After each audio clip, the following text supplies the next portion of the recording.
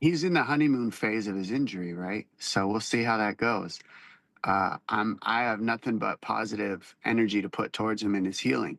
An ACL meniscus tear is what I heard it is, and I Mhm. knew in my gut it was an ACL. You just don't know to the extent. Sometimes you can tear the ACL and everything else, but he just tore a meniscus and ACL, which is very repairable. Um, and the good news is because it's ACL meniscus, meniscus can heal. You don't. That doesn't stop you. Excuse me. If it was MCL, he'd be stuck for a little while, like frozen for like I think it's like 2 3 months before you can even start bending the leg. He should be able to start moving that leg right away, which will really quicken the healing process for him. But what I my analysis on that day that you're talking about was because yeah, I could only look at him as a mirror that whole weekend. When you talk about accepting the Hall of Fame, I got it that weekend.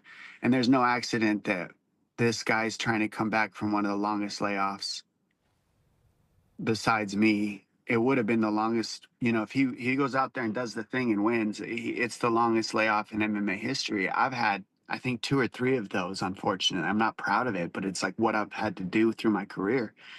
And I know what it takes. And it took a lot of looking at myself and realizing that martial arts was the only thing keeping me alive. Because when I was injured, I was dying. I was not happy. I was not a good human to myself. I didn't enjoy myself. I didn't appreciate myself. Like I said, I don't know how everybody in the world goes through life without this sport, without these things. You wake up every morning and you get in a fight and you get punched in the face and you get dropped and you get up and then you finish the round and then you do three more rounds and then you win the next three rounds and you know who you are the rest of that day.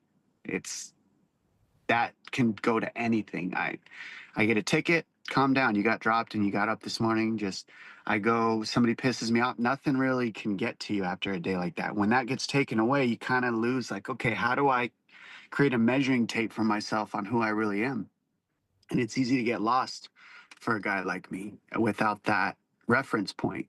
So I could only imagine Connor because he has more access to like if he wants to go on a super yacht in the middle of the Indian Ocean and get picked up on a helicopter and go somewhere, he can do that. I didn't have access to that. I got to work.